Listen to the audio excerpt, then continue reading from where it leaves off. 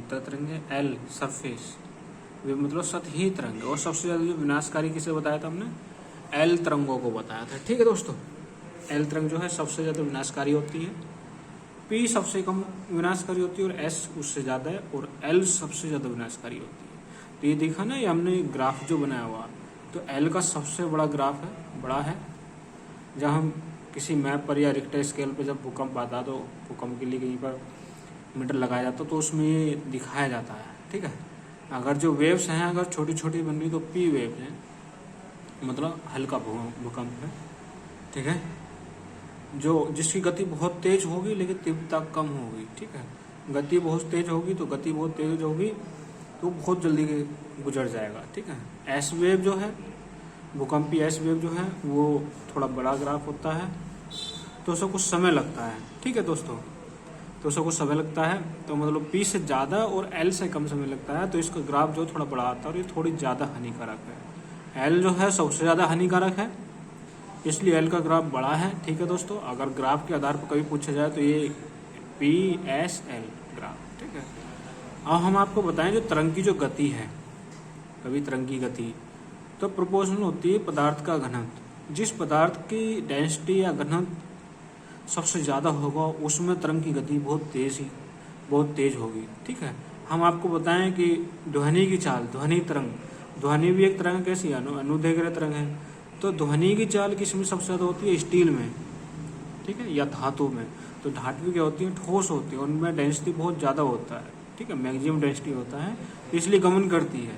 ठीक है, तो इसलिए डेंसिटी ठोस का ज़्यादा, ठोस में आवाज़ जो बहुत तेजी के साथ दौड़ती है ध्वनि, तो ऐसे ही तरंग की गति किसके, पदार्थ के घनत्व के प्रोपोर्शनल होती है। ठीक है दोस्तों, अब तरंग का जो मार्ग है, किसी तरंग का जो मार्ग है किसी पदार्थ पर जो डिपेंड करेगा उस पदार्थ की रासायनिक संरचना व संगठन के असमान होने पर।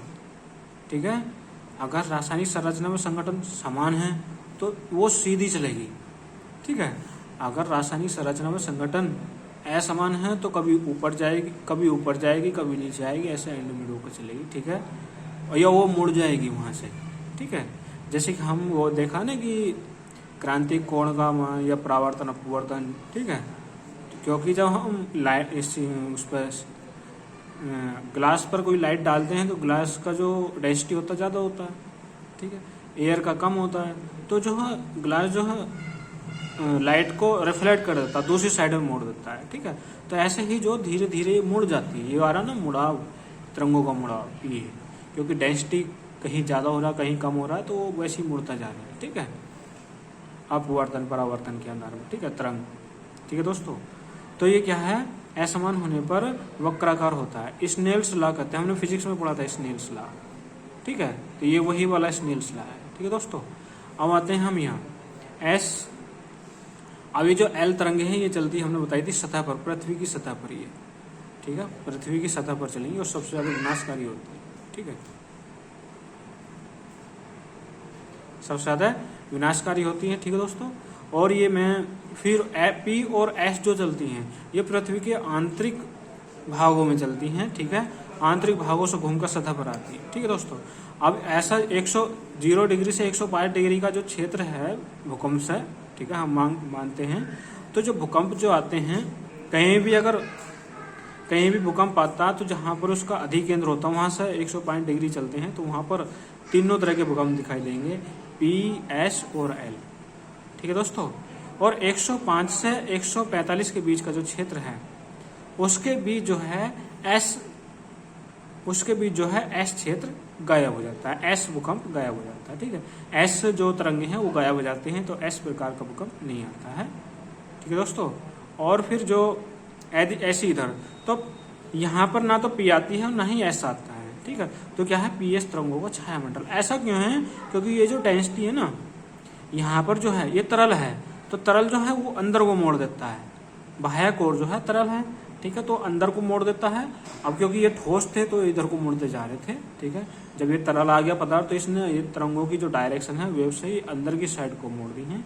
ठीक है, तो ये ठोस में से निकली, ठोस ने फिर इधर को मोड़ दी। ठीक है, हल्की सी ये वाली। ठीक है, फिर लिक्विड वहीं यहाँ पर तरल में थोड़ी सी अंदर को मुड़ गई, जैसे ही लिक्विड से बाहर निकली एकदम से ठोस बनते ही मुड़ती चली गई। ठीक है, तो तो पीएस तरंगों का छायामंडल है ये वाला 105 से 145 डिग्री का क्षेत्र जो है। ठीक है दोस्तों, ऐसे में अब क्योंकि एस वेव्स के बारे में हम बताए थे कि जो एस वेव्स है वो ठोस में चलती है। ठीक है, तो एस वेव जो ठोस में चलती है क्योंकि ये लिक्विड आगे बाह्य कोर जो लिक्विड है तो लिक्विड में चलेगी नहीं, तो एस तरंग जो है यहाँ से 105 के बाद जो है गायब हो जाती है।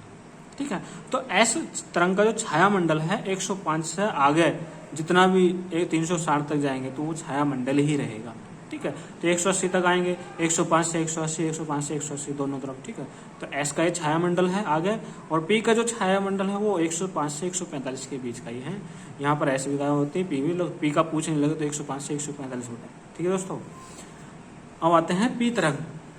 पी तरंग जो है वो सभी माध्यमों में गमन कर सकती है। ये लिख रहा है पी तरंग सभी माध्यमों में गमन कर सकती है। ठीक है, और एस तरंग जो है केवल ठोस माध्यम में चलती है, हमने बताया था तुम्हें। ठीक है आपको, क्योंकि एस तरंग क्या है वो अनुप्रस्थ तरंग है। ठीक है, अनुप्रस्थ तरंग है तो अनुप्रस्थ तरंग जो है ठोस की सतह पर चलती है। ठीक है, ठोस में चलती है।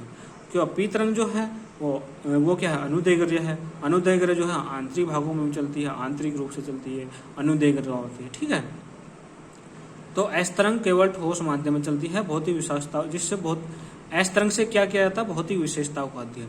अब हमसे भूकंप का भूकंप के द्वारा जो एस पी और एल जो तरंगे थी उनमें से किस तरंग ने बताया कि पृथ्वी के अंदर ऐसे ऐसे हैं, ऐसी परतें हैं, ठोस है, फिर कम ठोस है, फिर ज़्यादा ठोस है, फिर तरल है, फिर आंतरिक केंद्रीय भाग जो कोर है वो ज़्यादा ठोस है।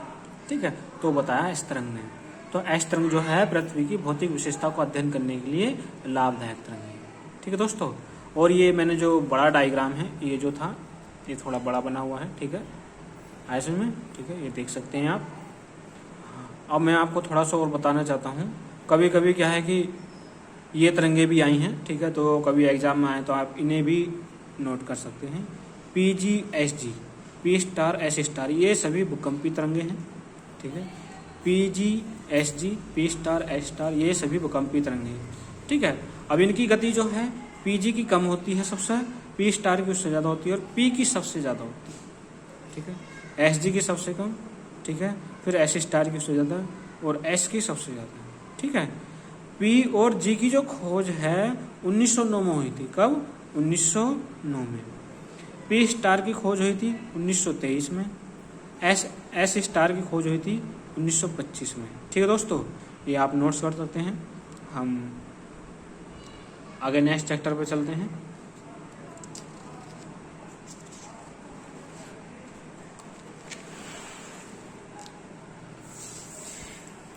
अब देखो दोस्तों, ये हमारा नेक्स्ट टॉपिक आ गया है, हम इसे नेक्स्ट क्लास में बताएंगे। ठीक है दोस्तों, आप ये भूकंप के बारे में हमने 2 वीडियो बनाई हैं लगभग, आप इसको देख सकते हैं और आप नोट कर सकते हैं। आपको समझ में अगर कोई समझ में नहीं आता तो आप हमें बता भी सकते हैं कि हमें ये प्रॉब्लम है। ठीक है, आप ये बताइए कैसा हुआ है। ठीक है।